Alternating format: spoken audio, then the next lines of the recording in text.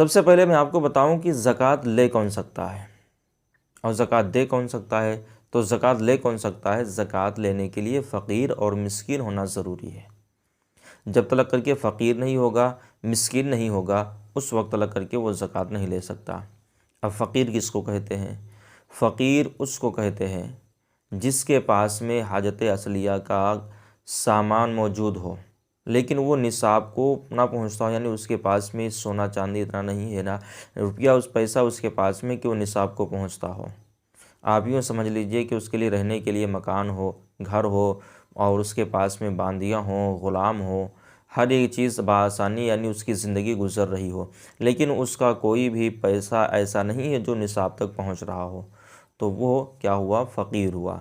फ़कीर आप ये भी समझ लीजिए कि जिसके पास में एक वक्त का खाना हो, दूसरे वक्त के खाने का इंतज़ाम मौजूद हो, एक दिन का खाना हो, दूसरे दिन का इंतज़ाम मौजूद हो, वो फ़कीर है, ये ज़कात ले सकता है। अगर कोई ऐसा शख्स है जो इससे बढ़ कर के हो तो वो फिर फ़कीर नहीं, वो गनी होगा, मालदार होगा, उसके ऊपर ज़कात होगी। अब बात रही मिस्कीन की। मिस्कीन किसको कहते हैं? मिस्कीन वो शख्स है, आप गौर से सुनिए, मिस्कीन वो शख्स है जिसके पास में पहनने के कपड़े ना हो, रहने के लिए मकान ना हो, खाने के लिए खाने का सामान मौजूद ना हो, यानी एक वक्त का भी खाना ना हो। अगर एक वक्त का वो खाने का इंतज़ाम कर लेता हो तो दूसरे वक्त की फ़िक्र में लगा रहता हो, उसको बोलते हैं मिस्कीन। ये हो गए दो लोग। अब इन दोनों को ज़कात देना है। किसको? वो शख्स ज़कात दे जिसके ऊपर ज़कात वाजिब है, जो गनी है, यानी जो मालदार है, वो ज़कात दे। अब ज़कात देगा कौन? तो ज़कात उस शख्स के ऊपर है जिसके पास में 52.5 तोला चांदी हो या 7.5 तोला सोना हो। इनमें से किसी एक के मकदार के बराबर या तो पैसा हो, तो अब वो ज़कात दे सकता है। ज़कात देना कितना है? ज़कात आपको 40वां हिस्सा देना है। कितना? 40वां हिस्सा। 40वां हिस्सा आप ज़कात अपने माल में से निकालेंगे। बहुत सारे लोग ज़कात निकालने से घबराते हैं, भागते हैं दूर और ज़कात नहीं निकालते हैं। एक मिसाल मैं आपको बता दूं। आप जैसे कि गर्मियों का महीना चल रहा है, गर्मियों के महीने में बहुत ऐसे फल पाए जाते हैं। फल क्या, अक्सर फल पाए ही ऐसे जाते हैं जिनके ऊपर छिक्कल होता है। आप मिसाल के तौर पर तरबूज को समझ लीजिए। तरबूज जब आप ख़रीदते हैं तो उसका छिक्कल समेत ख़रीदते हैं कि सिर्फ गुदा गुदा ख़रीदते हैं, उसके अंदरूनी हिस्से को ख़रीदते हैं? नहीं, पूरा आप ख़रीदते हैं। ख़रीदने के बाद में अपने घर ले जा कर के अब उसका जो खाने का हिस्सा होता है, जो खाने के लायक होता है, उसको निकालते हैं और फिर आप उसको खाते हैं। और जो खाने के लायक नहीं है, अब आप उसको फेंक दिया करते हैं। इसी तरीके से आम का महीना आ रहा है। आम के महीने में भी आप देखते होंगे कि आम के महीने में आम लेकर के आप आएंगे, जो खाने के लायक है आप उसको खा लेंगे, और जो खाने के लायक नहीं है आप उसको खाएंगे नहीं, बल्कि उसको बहा देंगे। बताने का मकसद ये है कि आप जब ले कर के आए तो आपने सारे तरबूज का पैसा दिया, आप जब ले कर के आए तो सारे आम का पैसा आपने दिया। इसी तरीके से और फल जिनके ऊपर छिक्कल होता है उनको लेकर के आए, आपने पूरे फल का पैसा दिया। अब आपने जो खाने के लायक था उसको अपने पास में रखा, जो लायक नहीं था उसको फेंकने में यानी अपने पास रखने में आपने ज़रा भी देरी नहीं लगाई। और जब आपने उसको फेंका तो आपको झिझक तक महसूस नहीं हुई, आपको कोई परेशानी नहीं हुई, आपको कोई दिक्कत नहीं हुई। खुशी खुशी आपने उसको फेंक दिया, क्योंकि वो आपके खाने के लायक नहीं है। तो इसी तरीके से माल का जो 40वां हिस्सा है वो आपके खाने के लायक नहीं है, आप उसको नहीं खा सकते, आपके खाने के लायक नहीं। आप उसको उस शख्स को दे दें जो उसका हकदार हो, जो खाने के लायक हो, उसको आप दे दें। बहरहाल ये तो मिसाल मैंने आपको बता दी। अब ज़कात देने के लिए 40वां हिस्सा ज़रूरी है कि 40वां हिस्सा वो दे। इस तरीके से अगर पैसे की ज़कात निकाली जाए तो 100 रुपये पे अब आपको 25 रुपये निकलेंगे। 1 लाख के ऊपर 2500 रुपये निकलेंगे। 1 लाख में 2500 रुपये कौन नहीं निकाल सकता? 100 रुपये में 25 रुपये कौन नहीं निकाल सकता? 2.5 रुपये, 100 रुपये में 2.5 रुपये कौन नहीं निकाल सकता है? 100 रुपये में 2.5 रुपये कौन नहीं निकाल सकता है? कितनी आसान ज़कात है यार, लोग भागते हैं इसे। अब ज़कात दें किसको? फ़कीर और मिस्किन को तो तुमने समझ लिया, अब ज़कात दें किसको? सबसे पहले ज़कात देने के लिए आपको अपने घर में नज़र करनी होगी। अपने घर में देखना होगा कि हम किसको ज़कात दें, हमारे घर में कोई है ज़कात के लायक, हमारे घर में कोई ज़कात लेने वाला है कि नहीं है। अगर आपका भाई है आप अपने भाई को ज़कात दें, आपका बहन भाई है आप अपने बहन भाई को ज़कात दें, आपकी बहन है अपनी बहन को ज़कात दें, आपकी फूफी की बेटी है उसको ज़कात दें। यानी जो आपके रिलेशन में पाए जा रहे हों, रिश्तेदार में पाए जा रहे हों, सबसे पहले आप उनको ज़कात दें। ऐसा नहीं है कि आपके घर में ज़कात वाले लेने वाले मौजूद हों और आप उसको उस ज़कात को दूसरी जगह के ऊपर दें। और आजकल के ज़माने में भी चला आ रहा है कि लोग ज़कात को बड़ा ही गिना समझ रहे हैं, यानी कि ज़कात लफ्ज़ सुन करके दूर भागते हैं। और क्यों ना भागें, लोग ऐसा ज़माना पाया जा रहा है कि लोग उसका जीना दुश्वार कर देते हैं। या तो ज़कात लेता है, फितरा लेता है, ये है वो है, ना जाने कैसे कैसे बातें करते हैं। नहीं दोस्तों, ज़कात फ़कीर और मिस्कीन ही के लिए रखी गई है और ज़कात का इनकार करने वाला काफिर हो जाएगा। याद रखिए, ज़कात ना देने वाला हराम खाएगा, सख्त गुनहगार होगा। ज़कात अदा करने में अगर देरी करेगा वो भी सख्त गुनहगार होगा। और ज़कात का जो इनकार करेगा वो खारिज हो जाएगा, इसलिए कि इस्लाम की शर्तों में से ज़कात भी है। याद रखिए, इस्लाम की शर्तों में से ज़कात भी है। अब ज़कात अपने घर में देखें, रिश्तेदारों में देखें, जो लेने के लायक है आप उसको दें। इसी तरीके से आप अपने रिलेशन में देखने के बाद में अपनी बस्ती में अपने महल्ले में देखें, अपनी बस्ती में देखें, फिर अपनी बस्ती के करीब में जो बस्ती है उसमें देखें। इसी तरीके से आप आगे बढ़ते रहिए, जो लायक हो वो ले लें।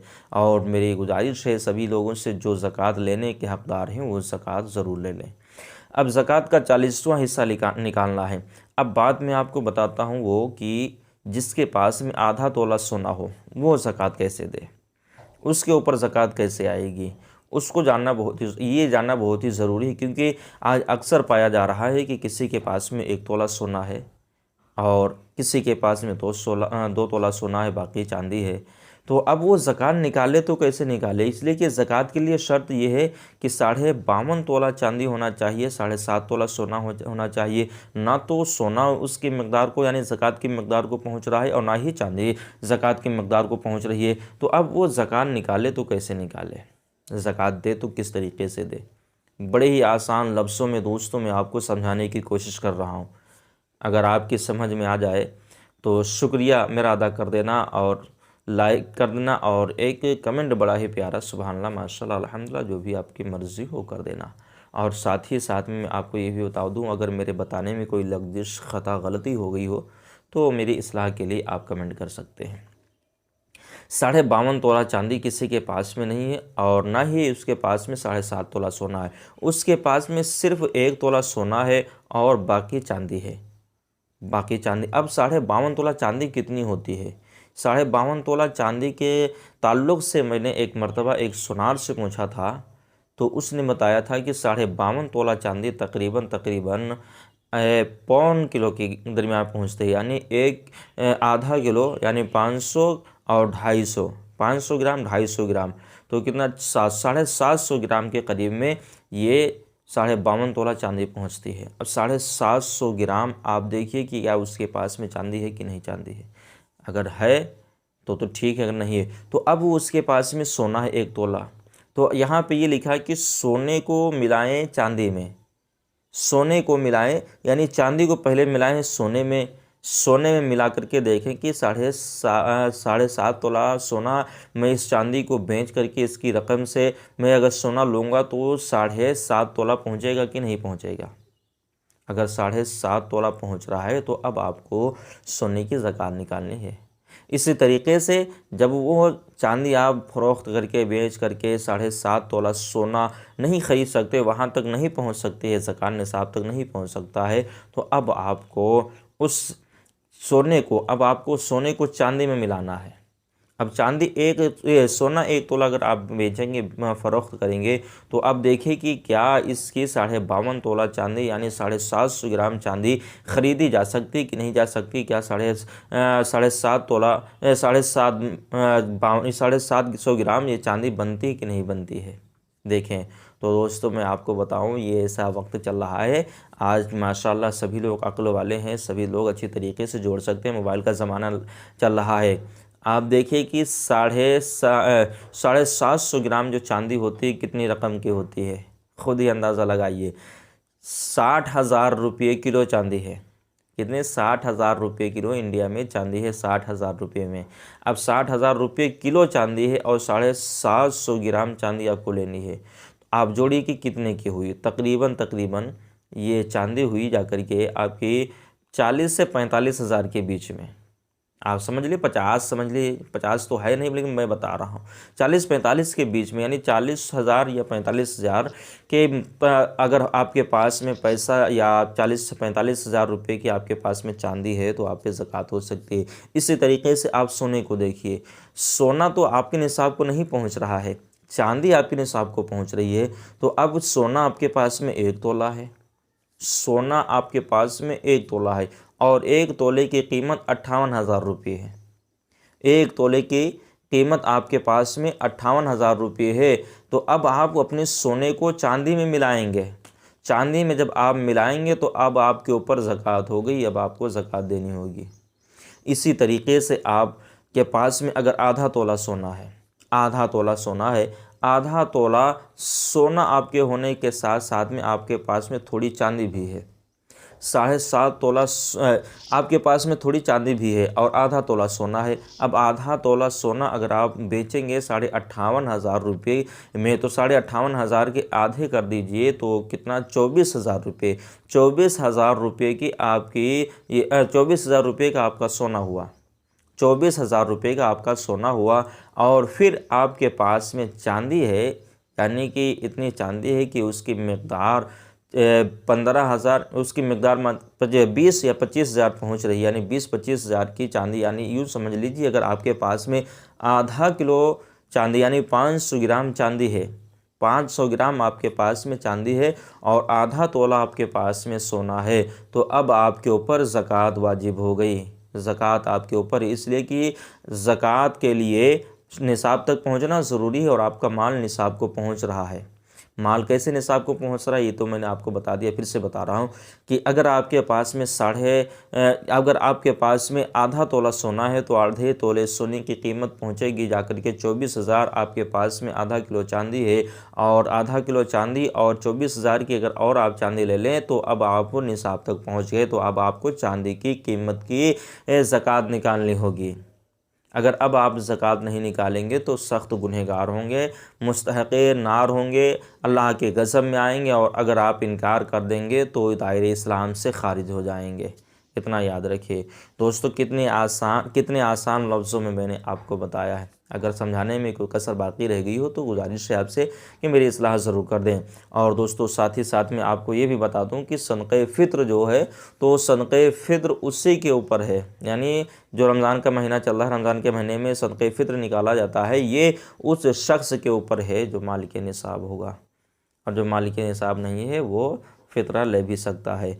तो आप देखिए कि अपनी रिश्तेदारी में आप अपने घर में देखिए, आप अपने अज़ीज़ व अक़ारीब में देखिए कि कौन आपके करीब में ज़कात लेने के हक़दार है, आप उसको ज़कात दें। आप अपने महल्ले में देखिए, अपनी बस्ती में देखिए, आप हर जगह के ऊपर देखने के बाद में जब कोई ना मिले, और गरीबों का ये हक़ है, गरीबों तक पहुँचाना आपका काम है। अल्लाह ने आपको अमीर बनाया, अल्लाह ने आपको ये माल दिया है, तो आपसे गुजारिश है कि आप खुदा तबारक व तआला की रज़ा के लिए आप अपने माल से ज़कात निकाल करके 40वां हिस्सा निकाल करके उसको जो उसके हक़दार है उस तक पहुँचा दें। दोस्तों मेरी गुजारिश है आपसे कि आप अगर पहली मरतबा मेरे चैनल पर आए हैं तो आप जो है सब्सक्राइब करना ना भूलें, सब्सक्राइब कर लें। और अगर आप भी किसी मसले के ताल्लुक़ से वीडियो बनाना चाहते हैं तो आप कमेंट में बता सकते हैं। इंशाअल्लाह रब्बुल इज़्ज़त पूरी कोशिश करूँगा आपके सवाल के जवाब के ताल्लुक़ से वीडियो बनाने की। मेरे बोलने में जो भी लग़ज़िशें ख़ताएँ गलतियाँ हुई हों, मौला तबारक व तआला माफ़ फ़रमाए। अस्सलामु अलैकुम व रहमतुल्लाहि तआला व बरकातुहू।